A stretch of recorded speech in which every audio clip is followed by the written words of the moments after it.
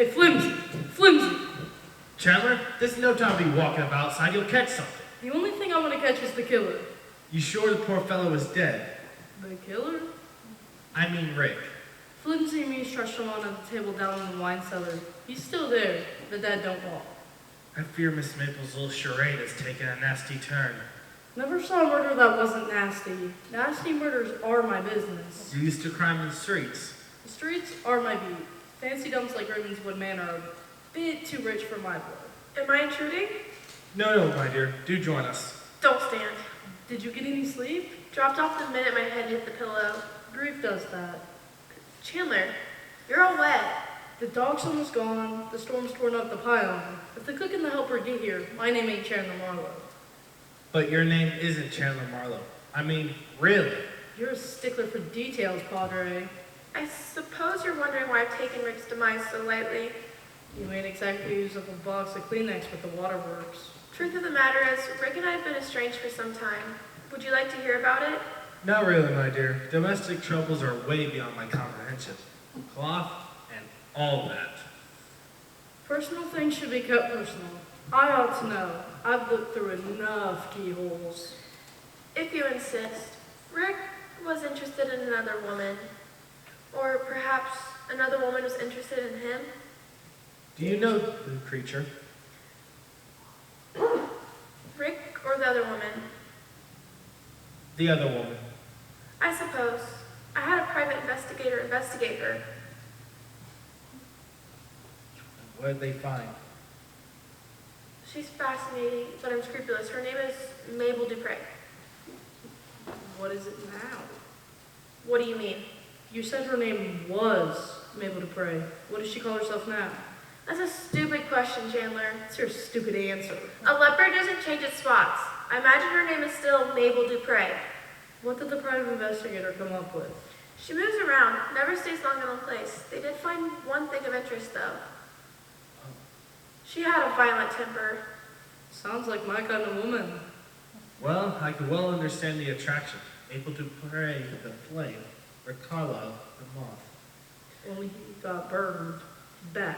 Classic tragedy. Rick would still be by my side today if it weren't for that vampire. You know, speaking of vampires, Miss Maple has a fine collection of Victorian novels. Some are quite ghoulish. Not my type of stuff. I cover the pavement. Do you think she had something to do with your husband's murder? Miss Maple? Miss Dupre. A woman like that is capable of anything.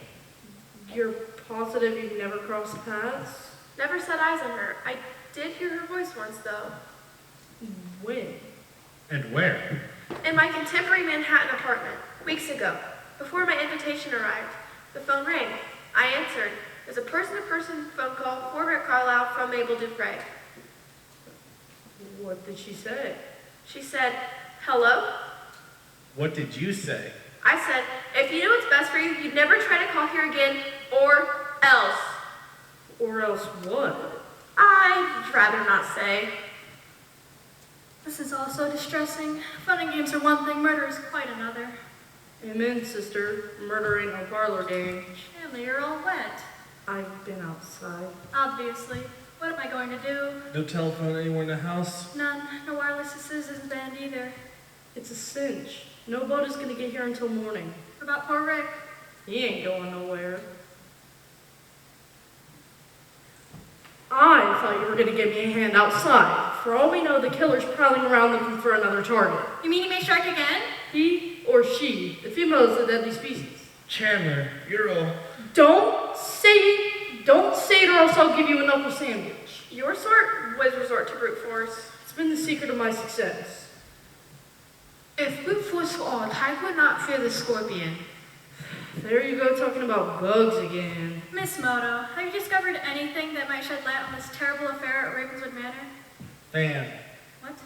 Her name is Fan. You said Moto. Did I? Please enter. You have discovered something. Please be seated, Miss Maple. I will presently name the murderer as a once semi-famous Rick Carlisle. Really? What? I have a strong feeling, Miss Pan, that the murderer's name will start with the letter M. Fan. What? Her Her name is Miss This Fan. is getting us nowhere.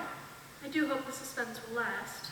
The guy we need here is Pharaoh Lee. Who? Top police detective on the Frisco force. I'm not unfamiliar with his name, but since he doesn't write detective fiction, he wasn't on my list of invitees. What's all this business about the letter M? The deceased was mixed up with another doll. Maple Dupre. Please, I know nothing of the letter M. It comes right after L. Sorry. Why should this Dupre woman poison Mr. Carlyle? I know her sort, quick-tempered, violent. A woman like that would stop at nothing. What's her motive? Obvious.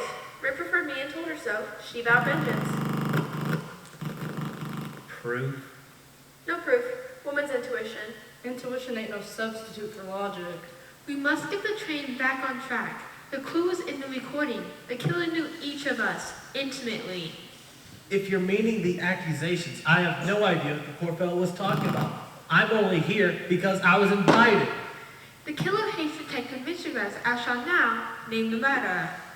You, you, you, you, you, you, and you are the murderer. Miss Maple's father? Correction, please. That's the famed historian, Ludwig Flush. But why would Ludwig Flush want to harm us? Early in his career, Ludwig Flush published detective novels under the pen name Antonio Cheddar. Failed miserably, turned psychotic, and murdered his life the subject of ancient history. You mean his sense of frustration is so fierce he punished successful detective writers? I've heard of weirder customers. Where is he now? In the house. He must have been facing the window. Could be. That's not possible. Why not? Because Ludwig Flush was confined to a wheelchair due to advancing age. A nice theory, but it won't hold water. Like this coat I'm wearing, it's damper than a lunch counter rag. I have proof. What kind of proof, I wonder? I'm afraid Mrs. Can gets carried away. She does that in her writings too. Never could make any sense out of her nonsense. One finds more clarity in a fortune cookie. Behold incriminating evidence. A wheelchair? I don't see what that proves. Miss Maple, why did you lie? You said the man in the portrait was his honorable father. I had no idea would come to this. Ludwig Flush is your father? I don't mean anything of the sort. I don't know any deranged person by the name of Ludwig Flush. But the portrait... If you must know, there's a hole in that fireplace wall. The portrait fit perfectly, so I used it for covering. Where did you get the portrait? Where do I get all my interesting pieces? At a garage sale. Garage sale! Your entire line of reasoning is absurd. But the wheelchair... Maybe this will help. What's written on here? What's it say, kid? Property of United States Coast Guard. Coast Guard. If found, please contact the nearest federal lighthouse station. If it didn't belong to Ludwig Flush, then how did it get here? All sorts of flotsam and jetsam washes up on the beach. It's kept in the cellar, but obviously Miss Fan felt it should be taken upstairs to aid a ridiculous theory. Must be just my deduction. Most unique case. Have her shame get that out of here.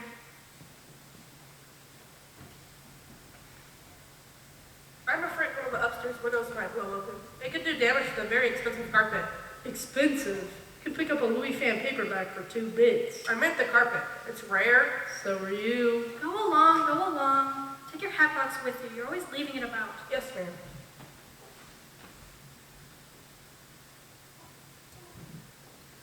I trust you all realize we could have been wiped out tonight. You mean if we ate the biscuits? The poison was in the biscuits? I'll give you 3 to 1 on the sherry that stuff will kill you even when it ain't been poisoned. Do we fully grasp the seriousness of the situation? Cut off from the mainland? The storm? No communication. Face at the window walking around. I think it would be wise if none of us ate or drank anything until morning. Until morning. Or until the storm ebbs and we can signal a passing boat. If we're still alive... The poison was not in the sherry nor the pastry. But we all saw the half-empty glass in the missing biscuit. Stand up if you would, Mrs. Carlyle. A touch of the master himself, Sherlock Holmes. Magnifying glasses have become quite sophisticated since the days of London fog and hansom cabs. This one, for example, can magnify up to 20 times, and it can also identify odors. Amazing. One should never be taken in by appearances. It's a capital mistake to theorize before one has all the evidence. So? If you all look here, you'll see what I mean. There's the spot. See it? Why, it looks like a little needle. Correct. Let me take a look. Rick Carlisle was murdered by a poisoned dart. Dart? I discovered the dart about an hour ago, and since it entered the body at an almost straight angle, I surmised it came from the portrait, or rather, as Miss Maple has explained, the hole in the wall. You're right. One eyeball is missing. Looks like we're up against a clever killer. Either clever or mad. How did this lunatic killer didn't get wind of this weekend party and decide to have a murderous lark? You're allowing your imagination to run away with you, my dear. Do you realize I was sitting in that chair? You might have been scratched. Mind explaining yourself out of that one, Flimsy? I removed the vicious little dart, analyzed the poison, and returned the miniature weapon for the purpose of recreating a murder method. Without the poison, it's harmless. I'll give you credit, Flimsy. You're no man's fool. I appreciate that, Chandler. I still think we ought to case the island. I'm ready. Let's go. I'm terrified. What man could have done such a thing? Aren't you forgetting something, Miss Maple? What? Poison is a woman's weapon. Come on, before he gets wet. I should see to matters in the kitchen, but I'm frightened of every shadow. Would you like my humble protection? Thank you, Dan. I appreciate that. It's Finn. Oh, what's the use? I think it would be wise if we all stayed together. You mean safety in numbers?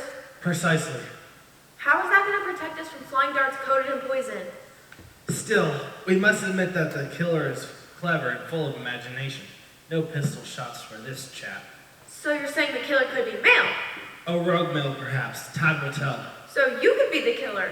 Laura, you're distraught. Or Peter Flimsy? Or Chandler Marlowe? Laura, calm yourself. Just stay away from me! Laura!